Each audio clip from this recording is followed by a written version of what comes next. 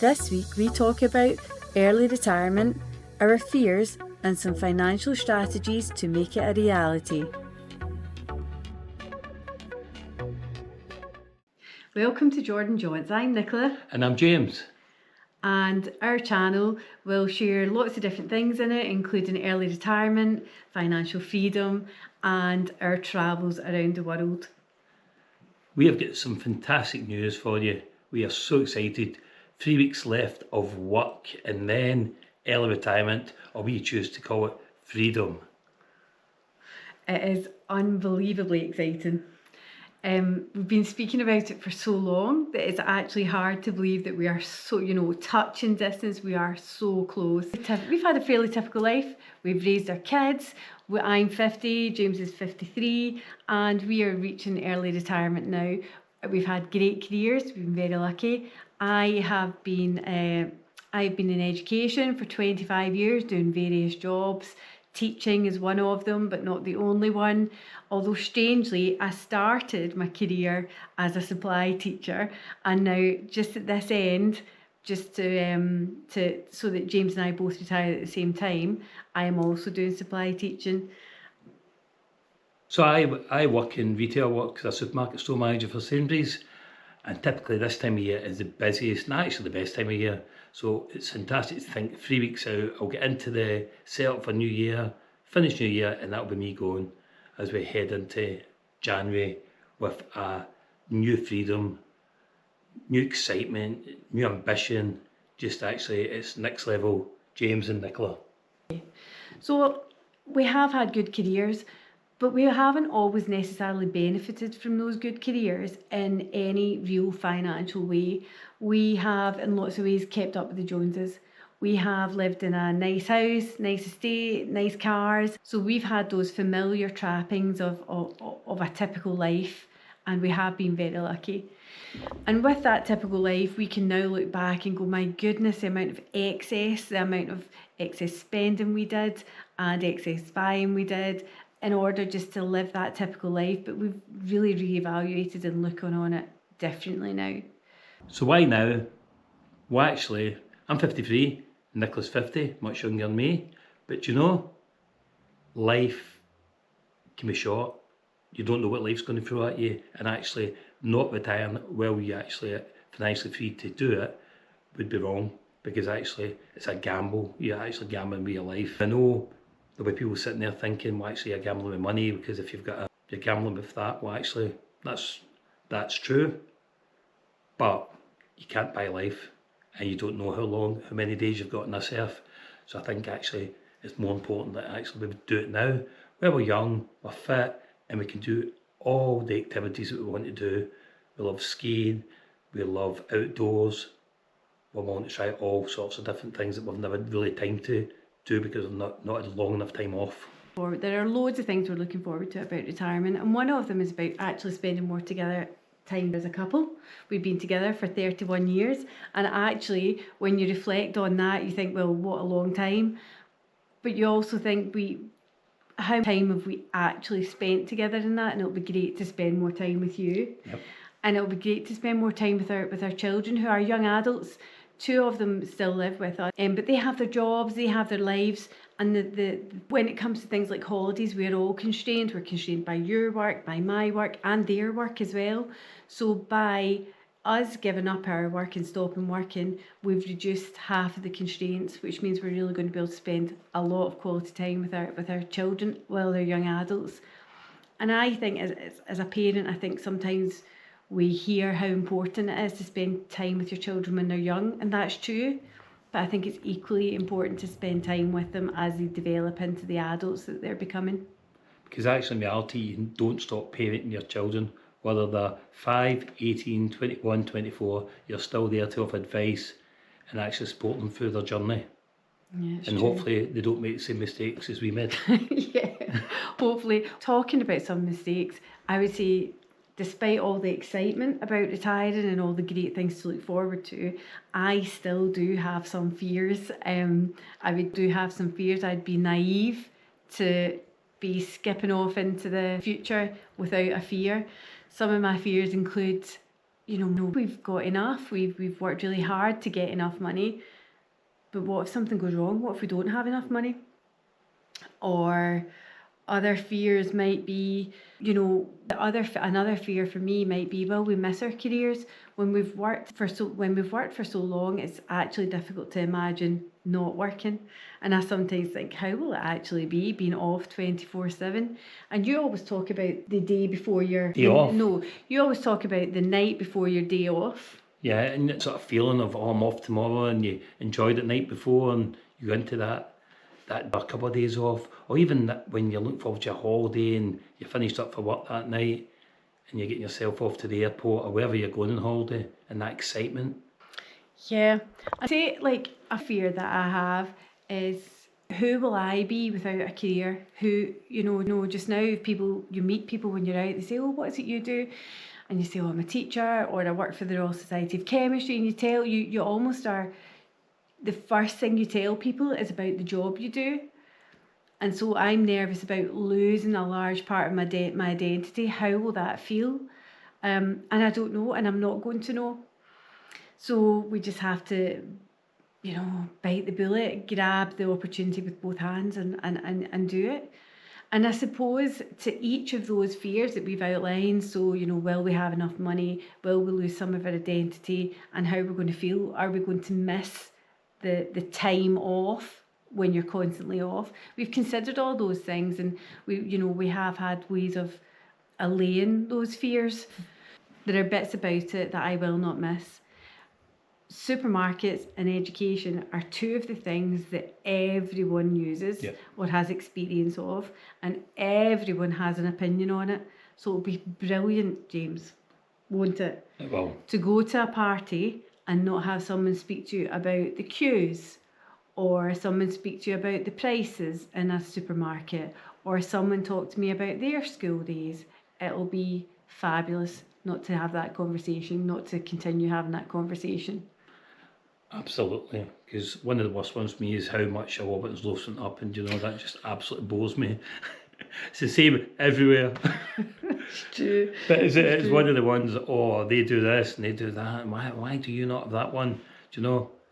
It's just fantastic just not to have that as a topic of conversation, because it's not who I am and not what I'm really about in my free time. So a big plus for Nicola. Now, I've been very fortunate. I've had a company car with my job at Sainsbury's. It's an electric car, and with an electric car there comes some problems. Whether it be the charger not working, or the network down, or the cold weather, and you're having to stop 4 times in a normal journey, or it's -5 and there's no heat in the car. All these things will basically be eradicated by giving it up, won't they? And actually, one of the worst things Nicola doesn't like knowing about is actually the price of electric car charging, because I do like to talk about it, and it's maybe one I'll do in a further video. Just joking. Like and subscribe for that. Yeah. It's interesting, honest. Anyway, yeah, but it is true, because we talk about, extending our life by retiring early, but to be honest, if I had to listen to that electric car chat for much longer, I'm sure that was shortening my life. I'm sure it was. Well, I've been on the phone to the lease company to see if they'll give me the car, but we'll wait and see what they say. And I suppose to each of those fears that we've outlined, so, will we have enough money? Will we lose some of our identity? And how we're going to feel? Are we going to miss the time off when you're constantly off? We've considered all those things, and we have had ways of allaying those fears. But get enough money. We have done the sums. Nicola does a fantastic spreadsheet every month and keeps us in line, which is absolutely superb. But for the last year, what we've been doing is actually living on the budget that we have given ourselves each month, which we believe is enough money to live on and do all the things we want to do, as well as looking after kids that are living in the house as well with us. So we're in a good place. But if I've got it wrong, if I need to go back and do a part-time job in my 60s, then so be it. I'd much rather that than make the opposite decision and never retire, because it's never enough, and actually that would be a real poor decision. I think so. It all comes down to risk, doesn't it? Yep. So yeah, we're being risky. We think we've got the money right, but what if we've got it wrong? But we can always earn more money. We can't make more life. And that's why we just have to do it. If it comes to it, we can both get jobs again, you know, highly employable. We've never been out of a job up until now, even though we're now going to be out of a job, but that's purely by choice. And so I'm confident that if we are wrong about the money, we can earn more. So one of the fears I had was how I would feel about that great feeling of the day off or going on holiday.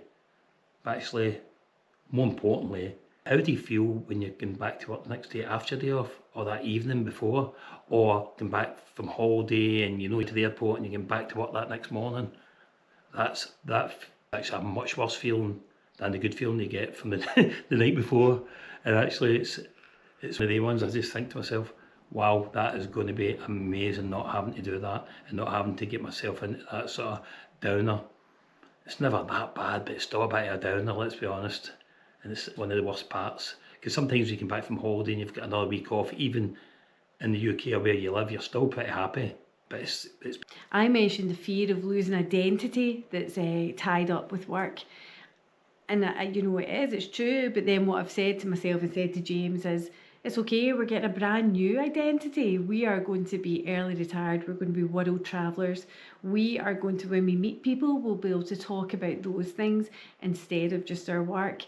And what an opportunity to have to really experience a different type of identity rather than carrying on in the same pathway as we've been working in the last 25 years. So I'm really excited about it. And every time I feel worried, I just remind myself of all the positives, and it feels okay.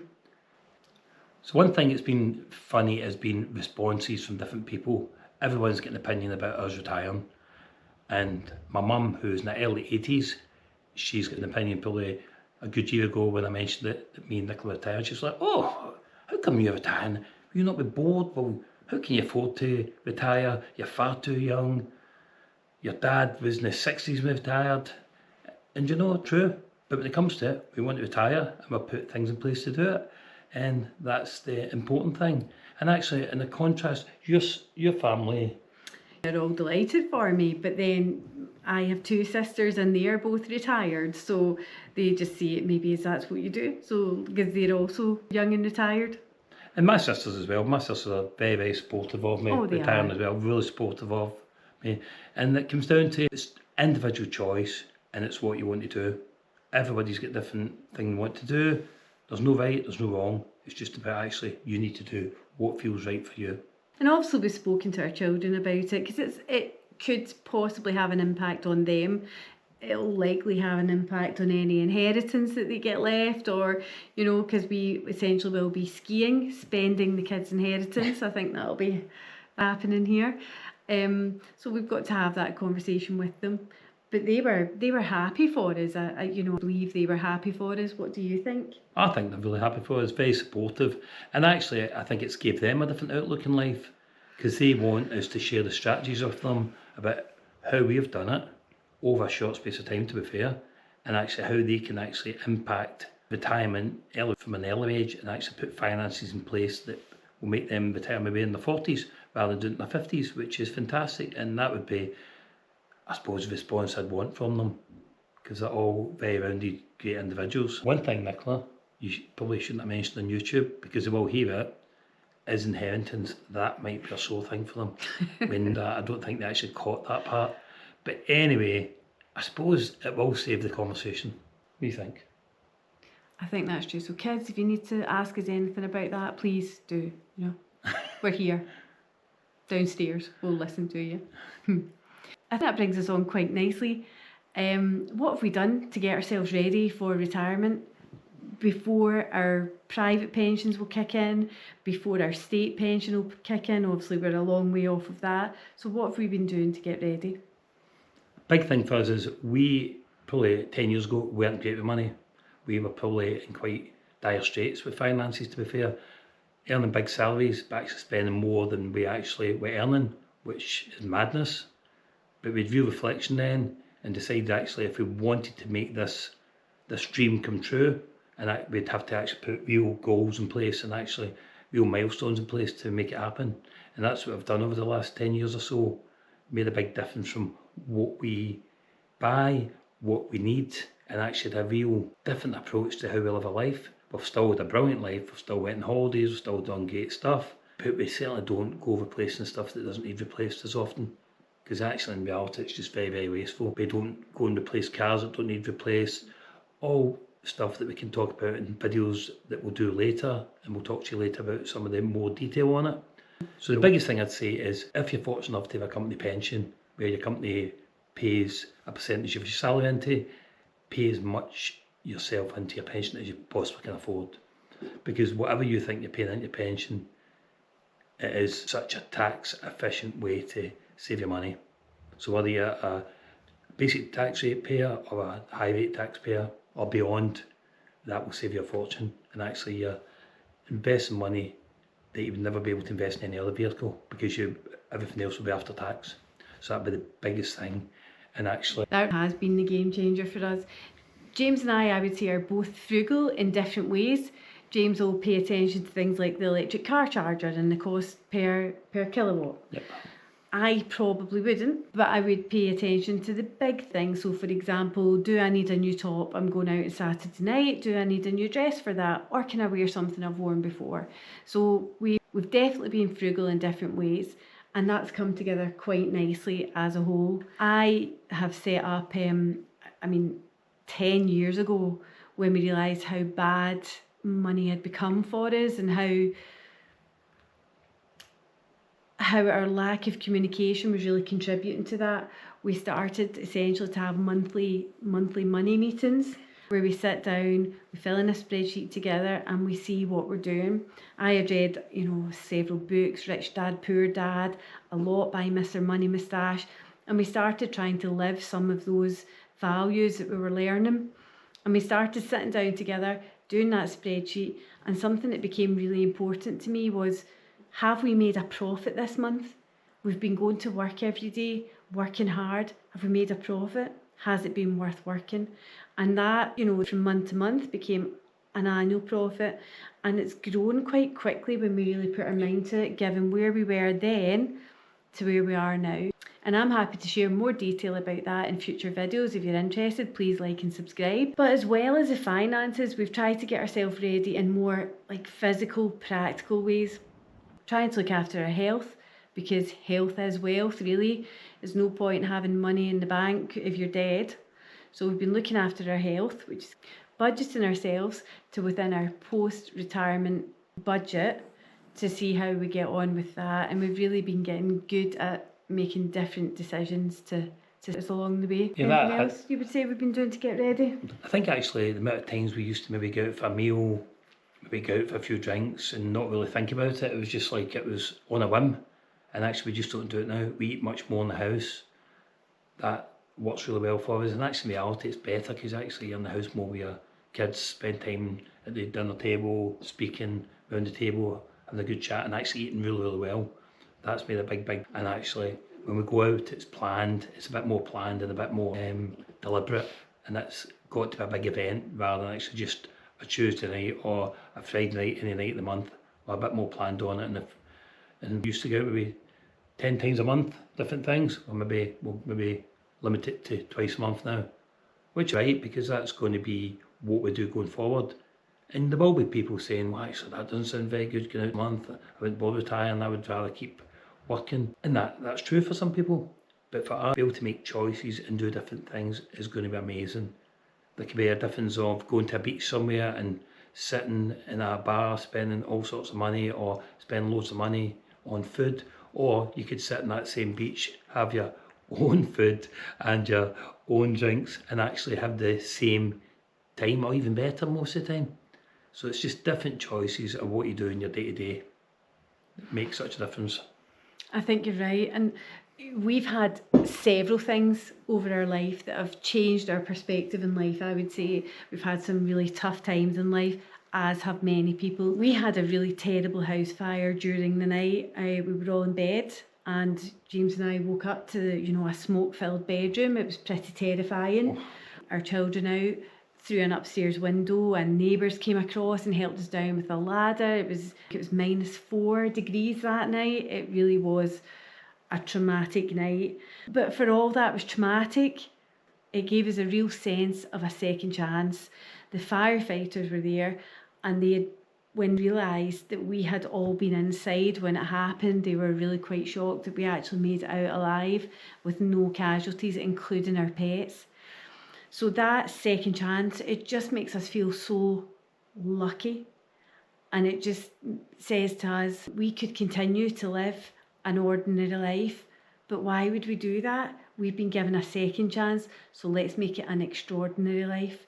And that's really what we're trying to do by retiring early and travelling the world. The fire for me was a real defining moment, a real change, and actually what we would do with our life.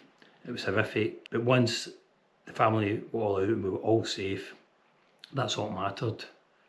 I say that's all that mattered. We did have one more person to get out, and it's our dog Maisie. She jumped off me and Nicola's bed. She's okay. This is Maisie here. She jumped off a bed and she hid, and we couldn't find her. We kept trying to get back in to find her. We couldn't find her, and it was horrific actually, because we knew everyone else was out, but Maisie wasn't.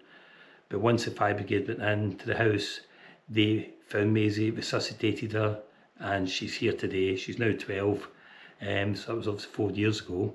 And see, once we get that information, she's just so grateful to be alive. It was upsetting. It was so cold. Adrenaline was going through us, -4 on the bare feet, standing in the street. But you know, we're here to tell the story, and that's all that matters. But we need to do something different with our life, because we have been given that second opportunity. Gratitude is everything, and I'm so grateful still to be here. We're both here, all the kids are here, all the pets are here, and actually we're so lucky. So we need to make a different choice, and actually if anything, it really accelerated the choice of early retirement. I may well have done it at 55, but doing it at 53 is even better, and actually Nicola's even luckier doing it at 50. But wow, what lucky we feel so lucky to be able to do this, so lucky.